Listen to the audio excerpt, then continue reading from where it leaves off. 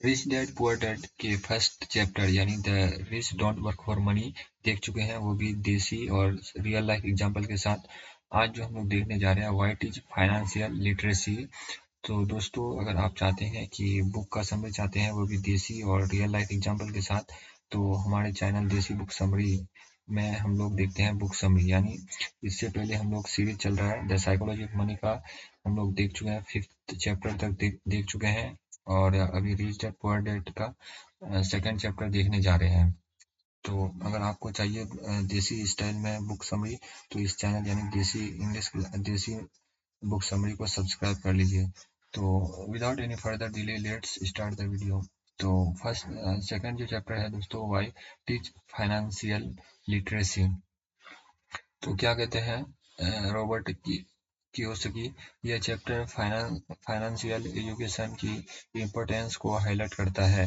Robert Kiyosaki ये बताते हैं कि सिर्फ ज़्यादा पैसे कमाने से कोई अमीर नहीं बनता, बल्कि फाइनेंशियल लिटरेसी यानी आर्थिक ज्ञान से बनता है। यानी फाइनेंशियल लिटरेसी मतलब आर्थिक ज्ञान, नॉलेज से बनता है। फाइनेंस लिटरेसी क्या है? तो क्या है फाइनेंशियल लिटरेसी?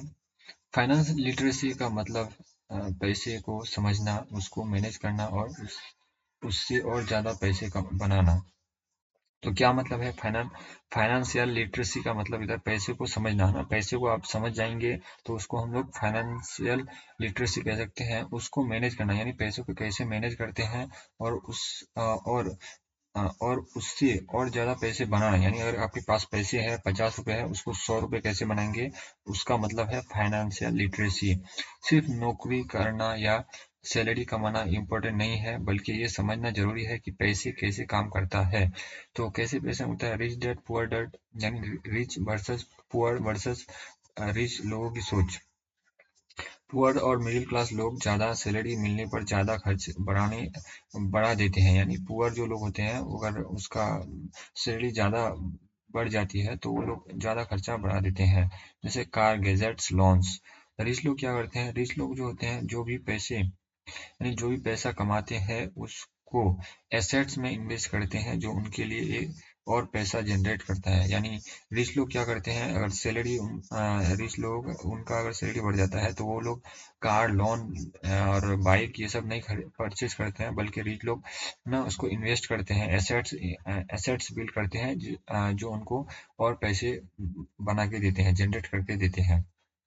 तो एग्जाम्पल के साथ समझते हैं, रमेश वर्सेस सुरेश। तो रमेश एक अच्छी नौकरी में है और 80,000 महीने की सैलरी कमाता है। जैसे ही सैलरी बढ़ती है वो नए कपड़े, गाड़ी, लग्जरी चीजें लेने लगता है। उसके एक्सपेंसेस बढ़ने लगते हैं और वो कभी अमीर नहीं बन पाता। ये रमेश है, ये है ना, मैं जो लिया हूँ इसका एग्जांपल रमेश एक का पुअर और मिडिल क्लास, ये सोच है रमेश की, है ना, रमेश का। तो वो जो क्या है, वो है ना 80,000 रुपये मंथली कमाते हैं। जब भी उनका सैलरी मिलती है तो वो क्या करते हैं, वो करते हैं कि मतलब वो न्यू न्यू चीज खरीदते हैं, लग्जरी कार, और मतलब एक्सपेंस करके वो खर्चा कर देते हैं। यही सुरेश जो होता है, वो 50,000 कमाता है, पर वो अपने पैसों का एक हिस्सा एसेट्स में लगाते हैं, जैसे स्टॉक। यानी एसेट्स मतलब क्या है, स्टॉक मार्केट, रियल स्टेट या साइड बिजनेस। 10 साल बाद सुरेश बिना काम किए भी लाखों कमाता है।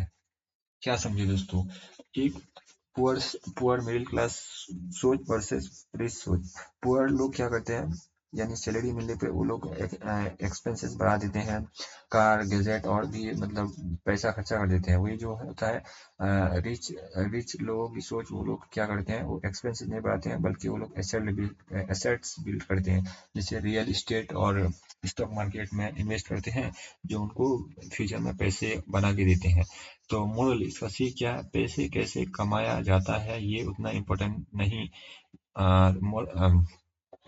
क्या कहते हैं कि रॉबर्ट कियोसाकी क्या कहते हैं, पैसे कमाना कैसे कमाया जाता है ये उतना इम्पोर्टेंट नहीं है। आप कैसे पैसे कमाना इम्पोर्टेंट नहीं है, जितना ये जरूरी है कि पैसे कैसे रखा जाए और उसे कैसे बढ़ाया जाए। या फिर पैसे कमाने से ज़्यादा इम्पोर्टेंट ये है कि उसको कैसे रखा जाए और उसको दुगना कैसे करे, यानी उसको डबल कैसे करे और उसको बढ़ाए कैसे, ये इम्पोर्टेंट है। और आपके पास अगर आप 100 रुपये कमाते हैं तो ये बड़ी बात नहीं है, और आप उस 100 रुपये को कैसे रखते हैं और उस 100 रुपये को 200 रुपये कैसे करेंगे, ये इंपॉर्टेंट है। रॉबर्ट कियोसाकी कहते हैं। तो मेन लेसन, एसेट और लाइबिलिटी का फर्क समझो। क्या what is the differences between assets and liabilities, let's see this. Rich dad एक सिंपल रूल सिखाते हैं।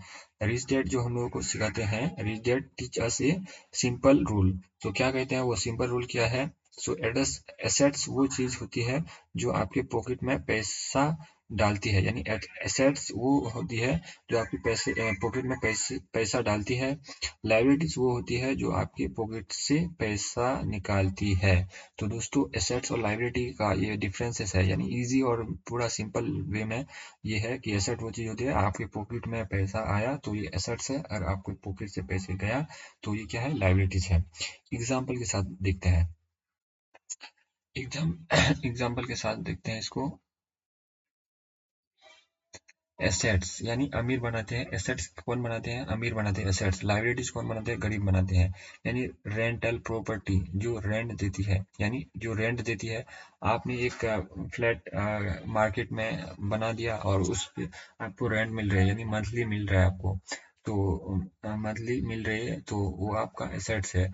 स्टॉक और म्यूचुअल फंड्स, यानी ये लोग एसेट्स अमीर लोग बनाते हैं। बिजनेस जो इनकम देता है, ऐसे बिजनेस जो इनकम देता है वो लोग अमीर लोग बनाते हैं, एसेट्स। तो लाइबिलिटीज कौन बनाते हैं, गरीब बनाता है, गरीब बनाते हैं। पर्सनल हाउस यानी जिसमें ईएमआई भरनी पड़ती है, तो अगर आप ईएमआई भर रहे हैं तो आपकी गरीब का सोच है। कार लोन और क्रेडिट कार्ड डेबिट्स, ये सब क्या है, लाइबिलिटीज है। लग्जरी शॉपिंग एंड महंगी गैजेट्स, तो ये क्या है, लाइबिलिटीज है, गरीब लोग ही सोचे। यह एग्जाम्पल के साथ दिया गया है। और इसका जो मिसकॉन्सेप्शन है, घर एसेट्स है, यानी घर हम मिडिल क्लास लोग कहते हैं, गरीब लोग कहते हैं कि ये जो घर है ये मतलब एसेट्स है, बल्कि मिडिल क्लास लोग सोचते हैं कि ये मेरा घर एक एसेट्स है। लेकिन अगर वो घर आपको पैसा नहीं कमा दे रहा है तो वो लाइबिलिटीज है। अच्छा, मिसकॉन्सेप्शन, बड़ा ही मिसकॉन्सेप्शन है ये। आपका जो घर है और आपका घर आपको पैसे कमा के नहीं देता है तो रॉबर्ट कियोसाकी के अनुसार वो मतलब आपका एसेट्स नहीं है, लाइबिलिटीज है। अगर आपने घर खरीदा और सिर्फ ईएमआई भर रहे हैं तो पैसा आपके पॉकेट से जा रहे हैं। अगर आपने मतलब घर परचेज किया और आप ईएमआई भर रहे हैं तो आपका पॉकेट से पैसा जा रहा है, नहीं आ रहा है। तो पैसा पॉकेट से जा रहा है, ना ही आ रहा है। तो क्या करें, रेट रेस से कैसे निकले, यानी रेट रेस जो है, एक मिडिल क्लास लोग जो ये दौड़ में रेट रेस कर रहे हैं, इससे कैसे निकले। सिर्फ ज्यादा सैलरी के पीछे मत भागो। अगर आपको रेट रेट से निकलना है तो आप क्या करते हैं, आपको सैलरी पे पीछे मत भागने बोल रहे हैं, बल्कि फाइनेंशियल नॉलेज बढ़ाओ। यानी मॉर्गन हसल कहते हैं कि सैलरी पे डिपेंड मत रहो और अपनी फाइनेंशियल नॉलेज बढ़ाओ, नॉलेज। लाइबिलिटीज कम करो, एसेट्स बिल्ड करो, यानी लाइबिलिटीज कम करने को बोल रहे हैं और एसेट्स बिल्ड करते हैं। बाकी आपको लाइबिलिटीज और एसेट्स में क्या डिफरेंस है वो आपको मैं यहाँ पे ऊपर ही दिया गया है कि जो रेंट देता है ये सब एसेट्स है। म्यूचुअल फंड, इनकम, बिजनेस जो आपको बिजनेस से पैसा कमा के देता है, ऐसा बिजनेस, तो वो क्या है, एसेट्स है। और लाइबिलिटीज यानी ईएमआई और क्रेडिट कार्ड, शॉपिंग, लग्जरी, ये सब लाइबिलिटीज है। तो लाइबिलिटीज कम करो, एसेट्स बिल्ड करो। पैसे कमाने के लिए नए तरीका समझो, सिर्फ जॉब पे डिपेंडेंट मत रहो। यानी पैसे कमाने का नए तरीका सीखो। आप सीख सकते हैं कहीं से भी, यूट्यूब से सीख सकते हैं और बुक्स पढ़ के सीख सकते हैं। तो पैसे कमाने के लिए नए तरीके समझो, सिर्फ जॉब पे डिपेंडेंट मत रहो। अपनी इनकम का एक पार्ट हमेशा इन्वेस्ट करो।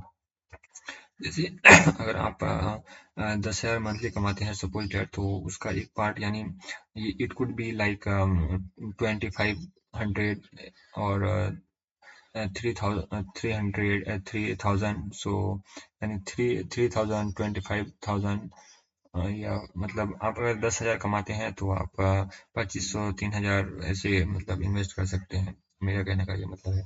तो कंक्लूजन क्या है, तो सिर्फ पैसे कमाना इम्पोर्टेंट नहीं है, फाइनेंशियल एजुकेशन सबसे ज़रूरी है। अगर आप फाइनेंशियल लिटरेसी सीख लेते हैं तो आप, यानी फाइनेंशियल लिटरेसी यानी आर्थिक ज्ञान, यानी नॉलेज, पैसे कैसे कमाया जाता है उसका नॉलेज अगर आप सीख लेते हैं तो आप अपनी इनकम को मल्टीप्लाई मल्टीप्लाई कर सकते हो और फाइनेंशियल फाइनेंशियल फ्रीडम अचीव कर सकते हो। तो उम्मीद करता हूँ दोस्तों आपको यानी second chapter rich dad poor dad समझ आ गया होगा। अगर आपको नहीं आया होगा तो कमेंट सेक्शन में लिख सकते हैं।